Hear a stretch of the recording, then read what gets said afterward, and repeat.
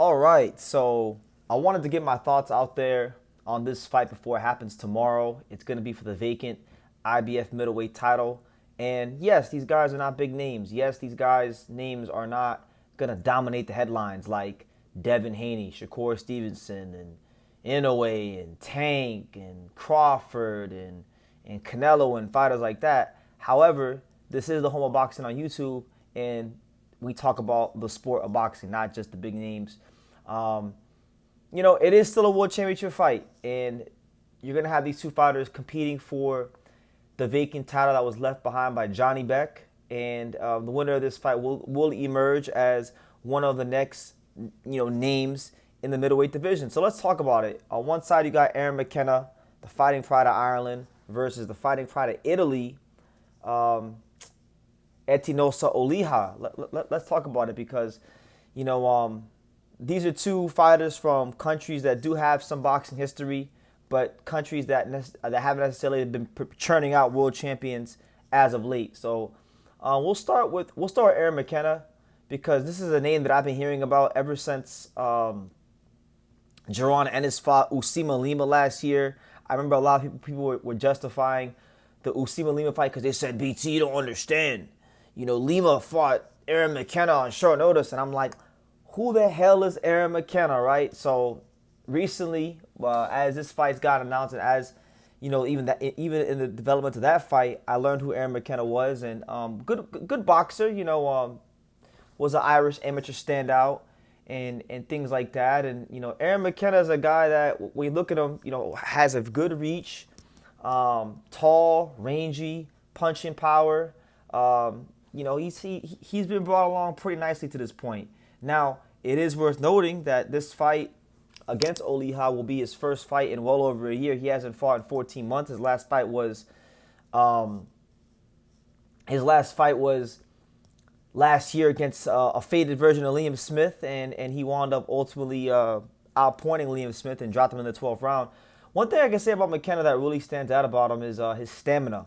His stamina and his fundamentals. He's well conditioned. He's got pretty good fundamentals. He has this way about shifting, from the orthodox to southpaw stance. That's actually one of the ways he dropped Liam Smith late in the fight.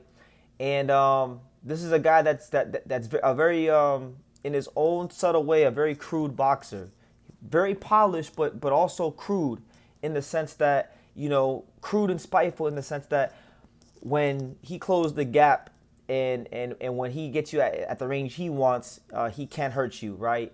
So don't be fooled by his 50% knockout ratio. Aaron McKenna is a good puncher, a respectable puncher. And a lot of people have been saying, been giving me good reports about him. Apparently, he sparred Carlos Adames, from what I was told on Twitter by my man Round by Round Boxing. He's like the Zuffa boxing guy, so he knows everything about all the Zuffa boxing fighters. Apparently, McKenna was sparring Adames and having very good success against him. And I guess Adames was offered that fight, and Adames, went another direction, which I don't know if I believe or not, but that's what I was told. So we'll see how time progresses. Maybe that winds up becoming a fight, but I think for sure going into the fight, McKenna is definitely the favorite. I would look at him as the favorite. Oliha. When you look at Oliha, this is a guy that does have 22 fights in the pro ranks. Doesn't have a big knockout ratio, and based on even what I'd seen on tape, I think that McKenna is the bigger puncher. McKenna's fought better opposition, has a higher knockout ratio, and I think he's the more polished fighter. Oliha is a guy that doesn't have the amateur experience of a guy like Aaron McKenna. This is a guy in Oliha who actually went to school to be an electrician, and he completed his apprenticeship to become an electrician. But ultimately, the rubber met the road, and he had to make a decision in life, like we all do. Did he want to work be an electrician, or did he want to pursue his ultimate dream of being a fighter and a world championship fighter? And he chose the latter. He chose for the time being to be a world championship fighter, and he hasn't really boxed outside of Italy or Germany, which, with all due respect to those countries, at this juncture in 2026, you're not gonna really fight or get too much competition fighting in those countries. So, You look at a guy like McKenna. McKenna has fought veterans like Liam Smith. He fought Usima Lima. He fought even South Florida's very own. Well, not South Florida's very own, but Florida's very own. Orlando's very own. Giovanni Estea. He fought him. He's fought better fighters. Mickey Ellison. He fought better fighters than a guy like Oliha. And Oliha, I mentioned McKenna being a crude boxer, kind of a subtle crude boxer. Oleha is just an outright crude boxer. He's very rugged, and that's how he's going to try to win this fight. He's going to try to win this fight by being rugged, by getting on the inside of McKenna's longer arms and try to wear him down and try to wear him out, because Oleha is not a big puncher.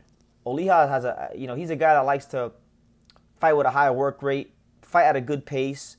But make no mistakes, let there be no qualms. He is a guy that doesn't have this concussive one-punch knockout power. And truth be told, I'm not even sure. I don't even really believe his fundamentals are where they need to be. So like I said, I'm no fanboy either of these guys. It's actually my first time talking about either of these guys on video, right? But from what I've seen from Mckenna, from what I've seen from Oliha, from what I know about both guys, Mckenna just looks like the more polished guy. He looks like the guy that has more tools in the toolbox. And barring McKenna being incredibly irresponsible or having some sort of chin issue we don't know about, I think McKenna should come through this fight pretty clearly. So we'll see how it goes. But again, it's a chance for Oliha to put Italian boxing back on the map. Italian boxing, I was looking at Italian boxing, and I had stated that there hasn't been a Italian world champion on the male side of boxing in 10 years, going back to 2016. And I was corrected by my man Mark Ortega on Twitter. Giovanni De Carolis, I thought was the last Italian world champion. He was not. He was regular champion, not a real one. The last Italian world champion was back in 2009. And back in 2009, I can't even say the guy's name, but back in 2009, that was the last male Italian champion. So Oliha wins. If Oliha wins this fight, Italian boxing gets a much-needed champion and a shot in the arm. I remember many years ago when Matchroom Boxing first started up, they had Matchroom Boxing in Italy. Eddie Hearn was trying to branch out into the Italian market. That didn't really work out because there just wasn't enough top commercially viable fighters from Italy, and that eventually folded, as did Matchroom Spain. Same thing in Matchroom Spain. The show just weren't doing anything. So, definitely an opportunity for him. And the winner of this fight will have to fight the mandatory challenger, Amari Jones from the Bay Area. And I firmly believe that the winner of this fight will probably have to fight him in Oakland, but that'll be very intriguing because these are two Zuffa boxing fighters. And so the winner of this fight, that'll be Zuffa Boxing versus Golden Boy, Dana White versus Oscar De La Hoya. We shall see how that goes. We're seeing it happen with Ryan Garcia and Conor Benn. They're working together, but there's a lot more money in that fight than there would be for like Aaron McKenna versus Amari Jones or Etinosa Oliha versus Amari Jones. That's when we're truly gonna find out, can Oscar and Dana White coexist when there's not as much money in the pot. We'll see how it goes. But I think for me, I would say I'll go with Aaron McKenna to win via late stoppage. I think he's going to take Oliha to the deep waters, and he's going to drown him. Oliha will be crude. Oliha will have some moments of success here and there, but I just think McKenna's smarts, his ability to stay polished and composed will be the difference in the fight, and I do believe Ireland will have a new champion. And then from there on, we'll have probably McKenna. We can start talking about McKenna versus Amari Jones, and or McKenna versus Carlos Adames, if that's the fight they want to explore, and we'll see how it goes. But I'll definitely have a post-fight review on this tomorrow, and I'll probably be going live after the fight. So make sure y'all stay tuned for that, as well as any and all of the other world-class content here on True School Sports. And thank you guys for all the support.